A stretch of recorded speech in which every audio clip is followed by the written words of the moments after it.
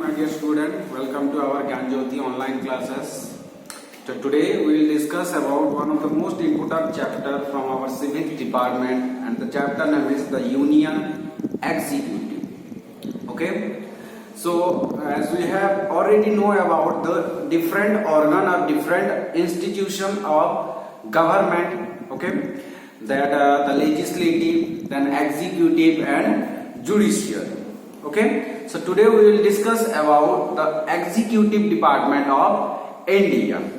Okay, the Union Executive. Okay, so let's discuss the chapter that India or the Constitution of India is neither purely federal nor unitary. Okay, as we have already know about that India is a federal state. Okay, where what different type of government are ruled over here, like the central government, state government, then local government. That type of power sharing system of government is known as what? Federal. Okay, and also what? Not unitary. Okay, there is what you can say, there is not a union government or unitary government form. Okay, what in federal system of government, the governments are divided, or you can say the powers of the government are divided between different organs of the government. But in a single sentence, you can say that what the federal system of the government and the unitary system of the government, what is formed a union of state, or you can say the organization of state. For example, in Lok Sabha election, every state played its role, and from every state the member of Lok Sabha are elected. So what you can say, union of state. Indian government or Indian parliament is a union of state because it has federal system of government, and you can say there is no unitary body of the government. Okay, central has a different government, then state has a different government. Okay, so it is the federal form of government and it is not unitary form, and it is the union of state or organization of state. For example, the best example of union of state, that in Lok Sabha, okay, what the members from every states are elected into parliament. So you can say that the union of state, okay, is responsible for what form of central government. Okay, so the Constitution of India is neither purely federal nor unitary, but it is a combination of both. Thus, India is called Union of State. Okay, or you can say organization of state. The Union Executive, okay, Union Executive in India comprise the President, the Prime Minister, and the Council of Ministers. Okay, these persons are the, you can say, are the member of Union Executive body, or this person regulate the Union Executive body, or you can say the Union Executive department comprised of the President, the Prime Minister, and what the Council of Ministers. Every rules and regulations, okay, you can say implemented by the Union Executive, okay, and the President, Prime Minister, and the Council of Ministers, they are played their role what to executed or to implemented a new law or new policy in the nation. Got it? So the powers and function of the Union Executive are clearly laid down in the Indian Constitution. So every powers and functions are in written form in our Indian Constitution about Union Executive, about President, about Prime Minister, and about Council of Ministers.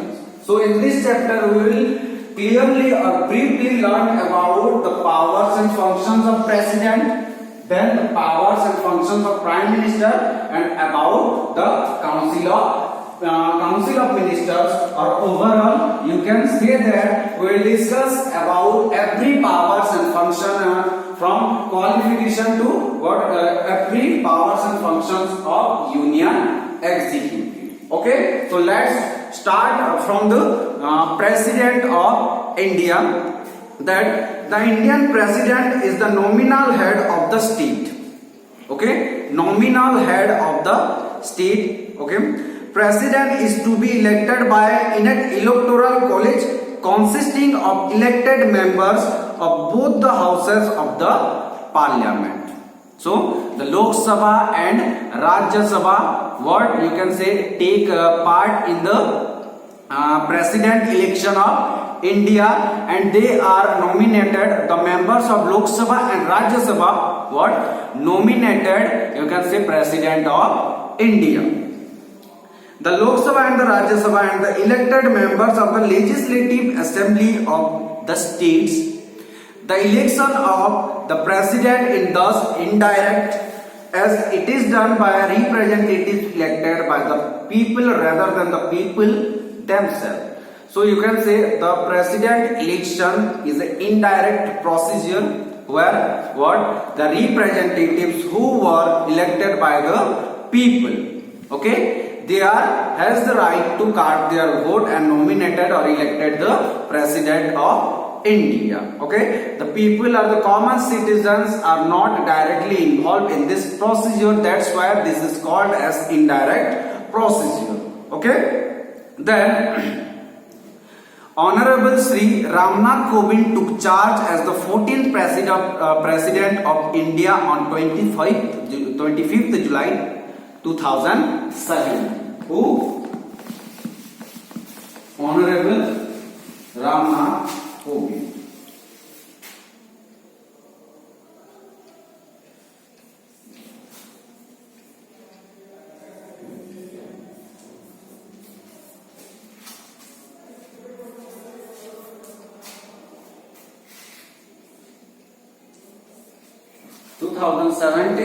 What? 25th July.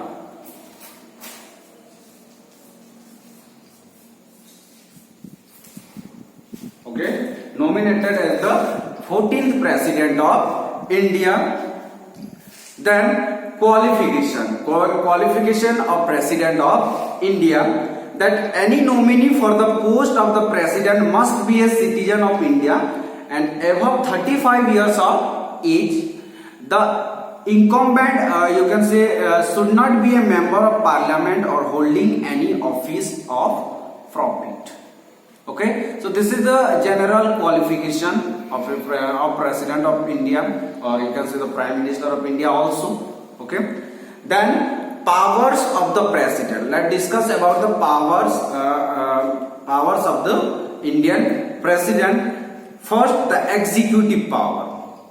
All executive decisions are taken in the name of the President, as all the executive powers are in the hands of the President. So in you can say in Union Executive, okay, the President of India is the supreme leader. Every power centralized in the hand of the President. The President appoints the Prime Minister, and on his advice the Council of Ministers. Who appointed the Prime Minister of India? The President of India. Okay, and on his advice means on Prime Minister's advice. Okay, the President of India appointed the Council of Ministers also.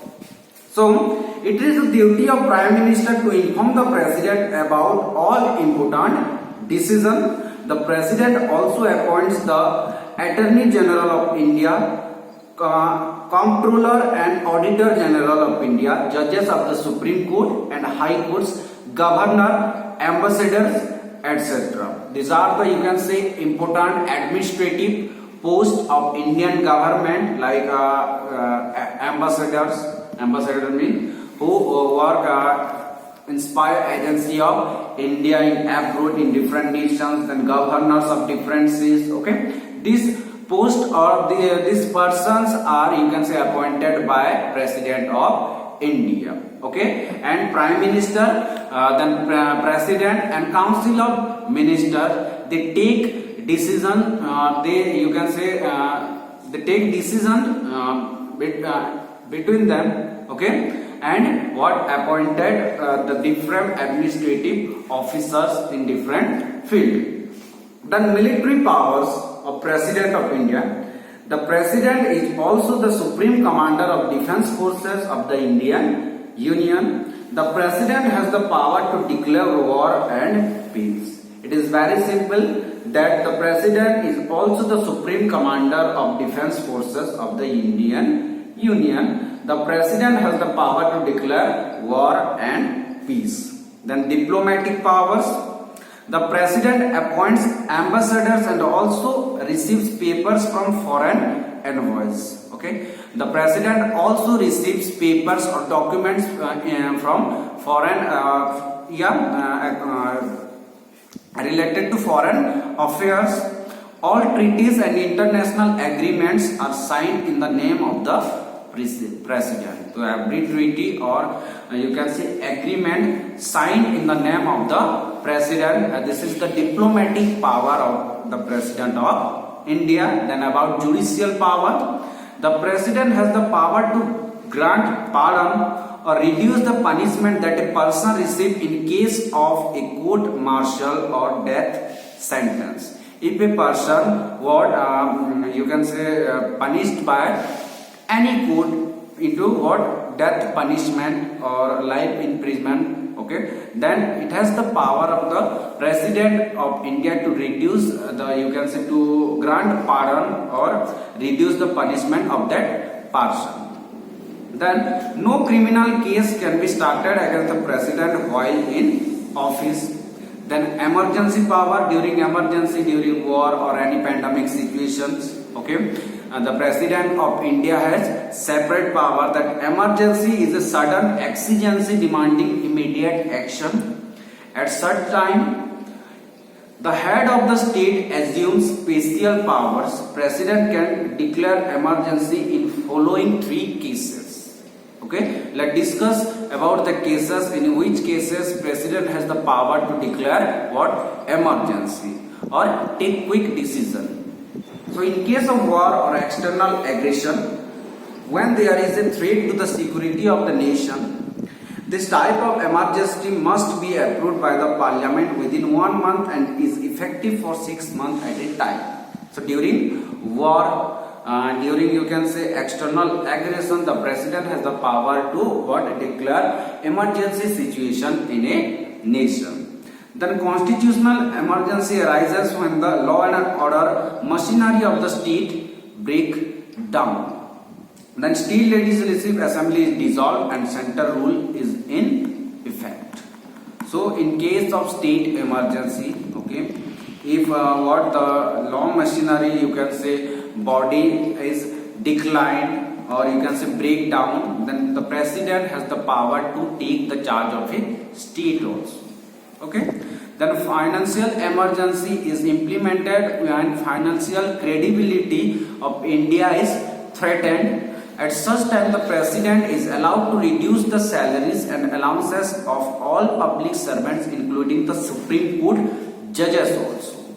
Okay, so in case of financial matters, financial emergency, the President has the power to reduce the salaries or wages and you can say allowances of all public servants, including the Supreme Court judges, to fulfill the economic you can facilities among the citizens. Okay, so these are the 3 types situation when President has the power to you can say and declare emergency situation in a nation. Then about the legislative powers of the President, that President has the power to summon the Parliament or dissolve the Lok Sabha. Only President has the power to dissolve the Lok Sabha. The President nominates 12 members to the Rajya Sabha who have accomplished and contributed great deal in the field of art, culture, etc. So only President has the power to nominate 12 members to the Rajya Sabha directly. Okay, so there is no election between them. President of India nominates directly 12 members to the Rajya Sabha. Okay, who have contributed great deal in the field of art, culture, etc. No money bill can be introduced in the parliament without the consent of the president or without the signature of the president. The president gives assent to a bill before it becomes a law. He or she also has the power to what? Promulgate ordinances. Okay. Then discretionary power of the president, that the president of India is only a ceremonial head. In reality, his powers are enjoyed by the Prime Minister and the Council of Ministers. Yeah, you can say the President of India is only a ceremonial head. Okay, but actual powers and functions of President of India enjoyed by what? Prime Minister of India and the Council of Ministers.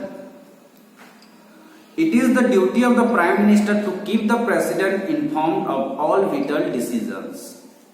Okay, so it is the responsibility of the Prime Minister to what? Give the information to the President. Okay, related to every matters. But the President has three what? Discretionary powers which he may use depending upon circumstances or depending upon, you can say, environment or situation. The president may send back the proposed decision of the council of ministers for reconsideration, which is difficult to ignore. Okay, or in simple sentence you can say what? The president of India has the power to dissolve the decision or advice of what? Council of Ministers. The president may hold, return or refuse to give assent to a bill that has been sent for his approval. As there is no time fixed to return the bill, the president may hold the bill for as much time. This gives the president informal power to veto a decision or kill a bill silently. So president has the power to what? Refuse a bill also. Okay, if the president of India, what you can say, think that the bill is not beneficial for nation, then he or she will, you can say, hold the bill for as much time, and also the power of veto, he or she what? Ignore the bill or dissolve the bill or abolish, or you can say destroy the bill. Okay. Then in a parliament democracy, the leader of the majority party is appointed as the Prime Minister. In case no one party gets a majority, or if there are two or three what? Claimants of majority, the president has the prerogative to judge who will become the new Prime Minister. Okay, so in case no party gets majority in the parliament, so it has the power of President of India to what? To choose the Prime Minister from the parties. Okay, if in case what? There is no majority, there is no what? Majority whole party in the parliament, then only President of India has the power to choose Prime Minister among the what? Political parties in parliament. Got it? So this is the what? Discretionary power of the president. After that, the removal of the president. In which case or in which situation, okay, the parliament can remove the president from his or her post, that the president may send his or her handwritten resignation to the vice president, or according to Article 61 be removed from office through the process of impeachment. Okay, if what from the two houses 1/3 majority what you can say voted against the president, then he or she can be removed from his or her post, or in another way what? The president may send his or her handwritten resignation to the vice president. Okay, so the president you can say is given 14 days to reply to the notice. The other house sits as a court of appeal and investigates you can say charges. In case the president dies while in office, vice president officiates till within 6 months elections are held. So in this way, the removal of the president is possible. Okay. After that, the vice president of India, that the vice president of India ranks second in terms of the executive authority. Okay. Sri M. Venkaiah Naidu is the present vice president of India. He is also elected both by the members of Lok Sabha and Rajya Sabha. The system of election that is followed in the election of vice president is that of proportional representation through the means of a single transferable vote. He also elected for a term of 5 years. Okay, in case of you can say emergency, if the president of India is died or he is not present, present, then the vice president of India act as the president of India. Okay. After that, the function of the vice president of India also serves as the official chairman of the Rajya Sabha. He is responsible for discipline in a Rajya Sabha. He or she allows for deliberation of speech to be held on a bill. In the absence of the president, it is duty of the vice president to carry out his functions. Acting as the ambassador of the country is also one of the functions of the vice president of India. Okay, so the powers and you can say function is very limited of vice president of India. Okay, in the absence of you can say president of India, the vice president of India can act as the president of India, and he also played the role of ambassador of the nations. Okay, after that, the actual power holder of a nation, the prime minister. Okay.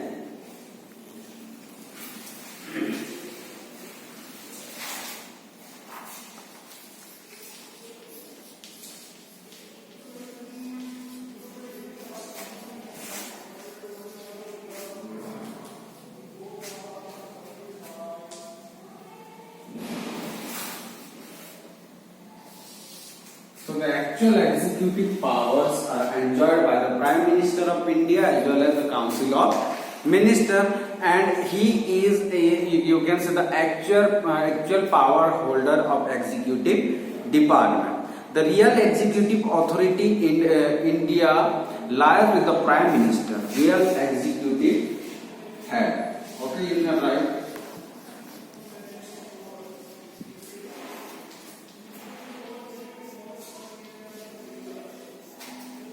Real executive head of a nation or India, you can say.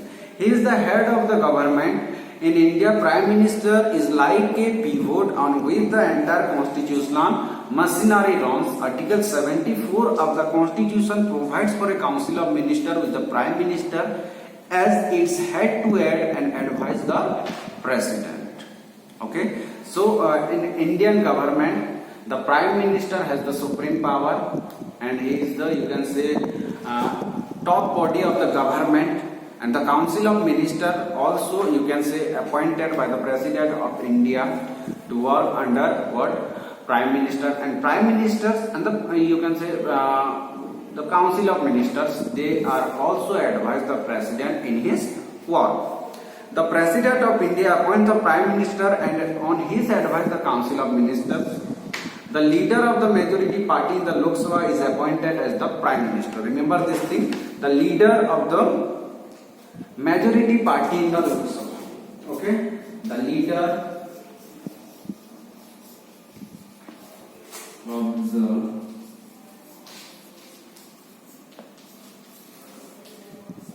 majority party in the Lok Sabha.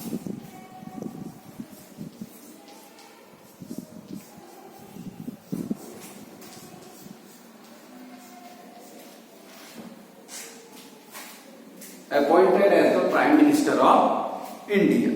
Okay. In case the government form is a coalition, then the nominee of leader of the ruling party has to prove his majority in the Lok Sabha. Coalition means different political parties get together, okay, combined or a coalition government if there is no majority gained by any political party.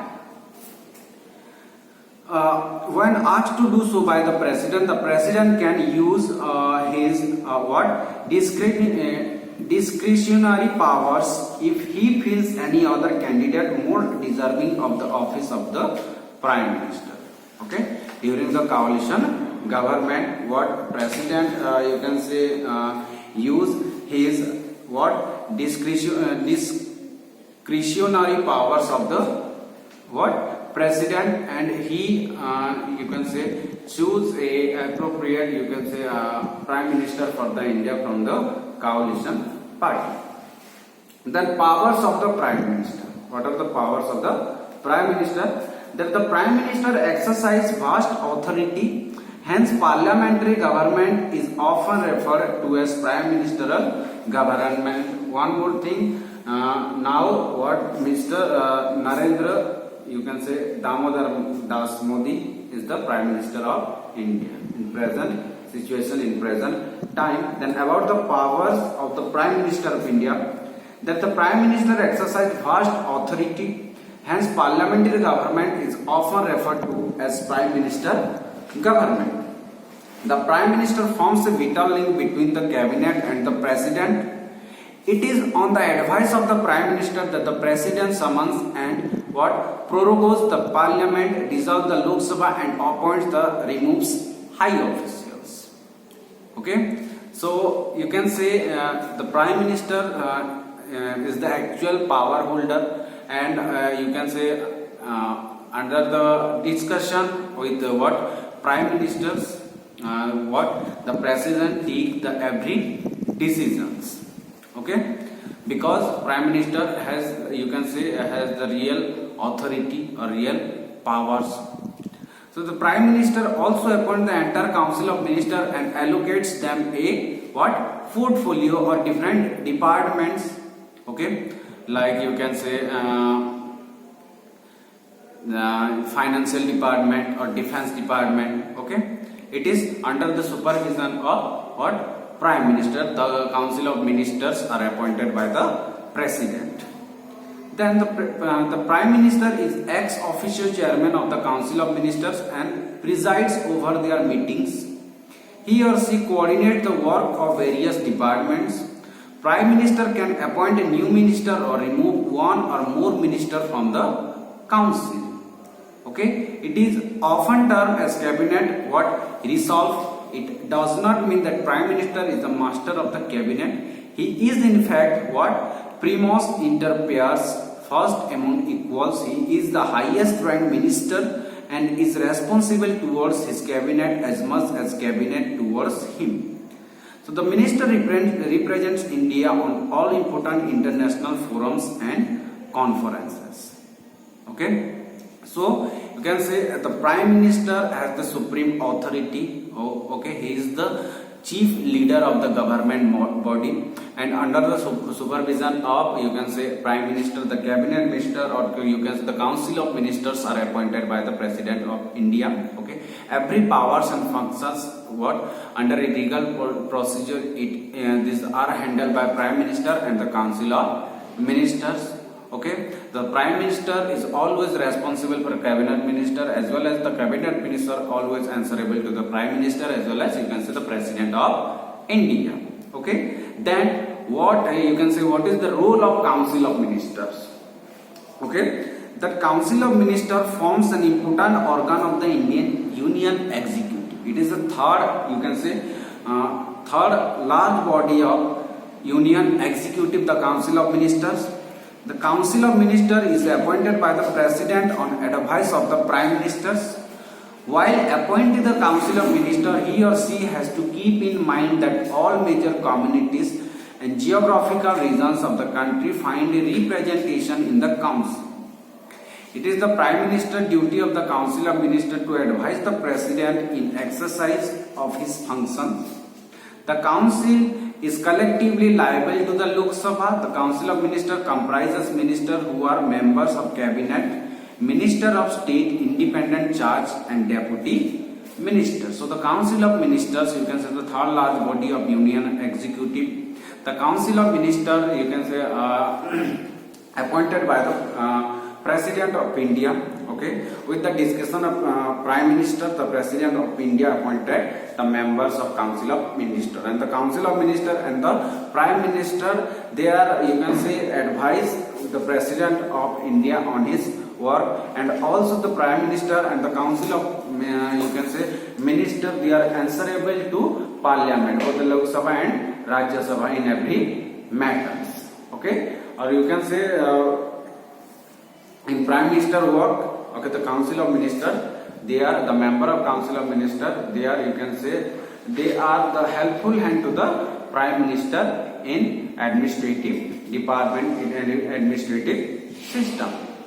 Then about cabinet minister, that heads of various departments like Home Affairs, Defence, Foreign Affairs, etc. are entitled to attend meetings of the cabinet, okay. So heads of various departments like Home Affairs, then Defence, like now the Defence Minister was Nirmala Sitharaman, like the Home Minister Rajnath Singh, okay. These persons are known as the cabinet ministers because they are headed for some of the important departments of India, okay. Hence they are called cabinet ministers. The cabinet ministers are very senior, experienced individuals who also hold important portfolios and are involved in policy making. Key foreign policy decisions are made by the cabinet, which includes appointments of high commissioners, diplomats and ambassadors, then signing treaties and declaration of war and peace. Almost 80% of the legislation is done by the cabinet. The Council of Ministers do not make policy. Okay, the Council of Ministers do not make policy. Who make the policy? The cabinet ministers.